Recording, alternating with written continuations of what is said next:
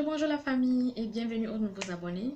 Si c'est la première fois que vous croisez ma chaîne, je vous invite à vous asseoir, à déposer vos valises et puis à cliquer sur la cloche de notification. Mais avant de cliquer sur la cloche de notification, abonnez-vous. Dans cette vidéo, je vais parler du visa visiteur. Ceux qui veulent aller au Canada pour faire du tourisme, visiter la famille, je vais parler de ce type de visa dans cette vidéo. Mais avant de parler de ce sujet, je m'excuse pour ma tenue. C'est parce que j'ai vraiment chaud, j'ai horriblement chaud que je ne peux que porter ça. Excusez-moi vraiment. Et donc, je parle du visa visiteur. Le visa visiteur, c'est quoi? C'est un visa qui est délivré à toute personne qui veut aller sur notre territoire pour passer des vacances ou soit pour visiter des sites. C'est ça. À cette personne-là, le visa visiteur vous est destiné. Comment constituer un dossier pour avoir son visa visiteur? Ce n'est pas si simple que ça, ce n'est pas si compliqué que ça.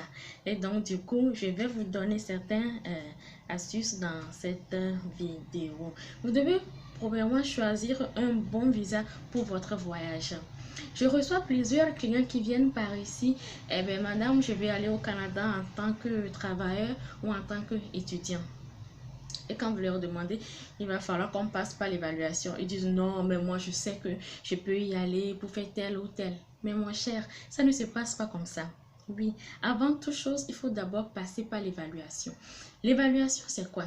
L'évaluation permet de déterminer un type de visa qui correspond vraiment au client. C'est ça, l'évaluation, déterminer l'admissibilité, c'est ça.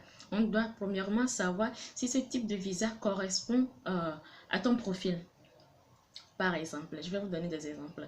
Quelqu'un qui vient chez moi avec un niveau BBC et me dit, mais tu sais madame, je vais aller continuer mes études en tant que premier cycle ou bien dans un programme qui nécessite 13 années d'études, mais c'est pas possible. Donc c'est le pourquoi on fait l'évaluation. Quand tu fais l'évaluation, comme ça, on sait d'avance si nous mettons le pied dans ça, ça peut aboutir à quelque chose. Donc, c'est de la même manière qu'on fait pour le visa visiteur aussi. Pour demander ce visa, il faut respecter certaines exigences.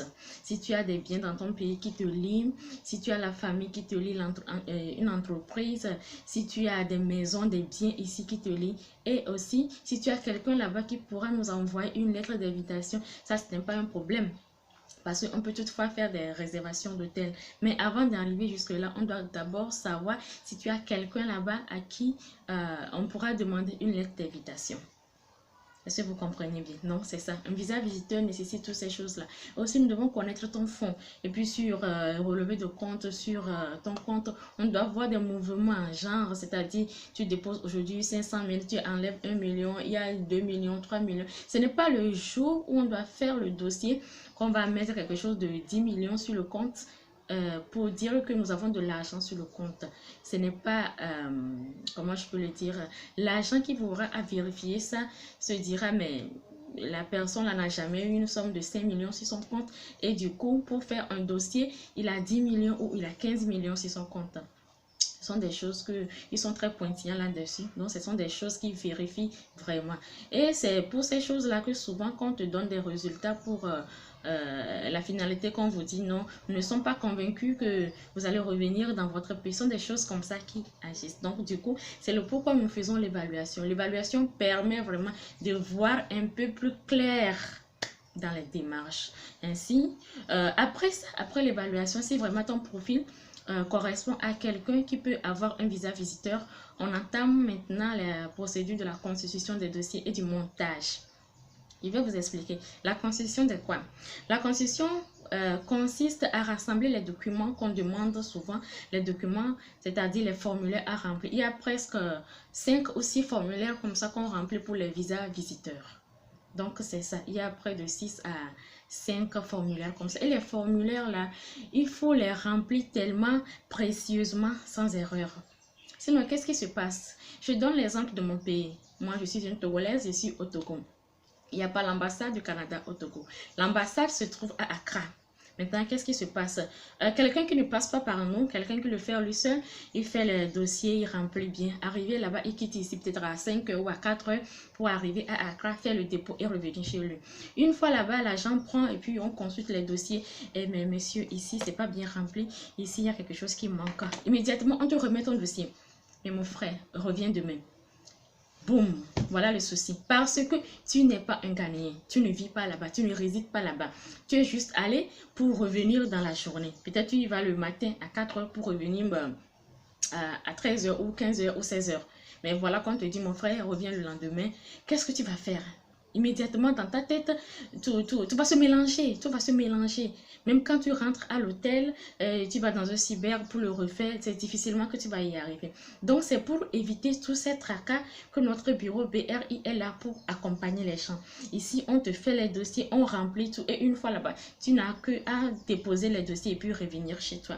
Donc, c'est l'important de passer par une agence. Une agence, il y a plusieurs agences, mais il faut savoir aussi choisir. Quand la personne ne connaît pas son métier, quand la personne ne sait pas ce qu'il fait, mais c'est certainement, tu vas y aller bien sûr, mais on va te retourner comme ce que je viens de dire. Donc, c'est ça. Le visa visiteur n'est pas, sa constitution n'est pas si compliquée que ça. Mais il y a des choses à ne pas négliger. Il y a vraiment beaucoup de choses à ne pas négliger. Donc, c'est là-dessus ce que j'ai à partager avec vous aujourd'hui.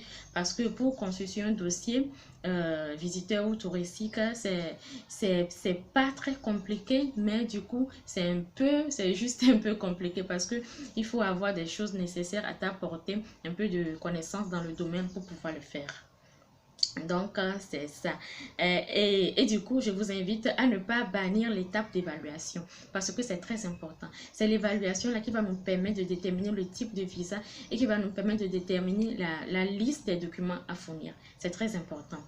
Donc, c'est ce que j'ai prévu à partager avec vous aujourd'hui. J'espère que ma vidéo vous a plu. Et si la vidéo vous a plu, faites-moi des pouces en l'air et puis partagez la vidéo avec les gens pour que ceux qui sont dans ces cas-là puissent nous contacter ou soit puissent savoir ce qu'il y a à faire pour réussir leur dossier. Je mettrai dans la barre de description notre adresse et aussi notre page Facebook là où vous pouvez nous écrire et puis poser plusieurs questions. Pour ceux qui ne me connaissent pas, je réponds au nom de mademoiselle Ayaba. Je suis la responsable de BRI. BRI, c'est quoi? C'est le bureau de révision en immigration. Nous sommes dans l'assistance visa et dans la prestation des services de secrétariat à distance. Vous avez besoin des secrétaires externes à votre entreprise, vous pouvez contacter BRI. Vous avez besoin d'une assistance dans les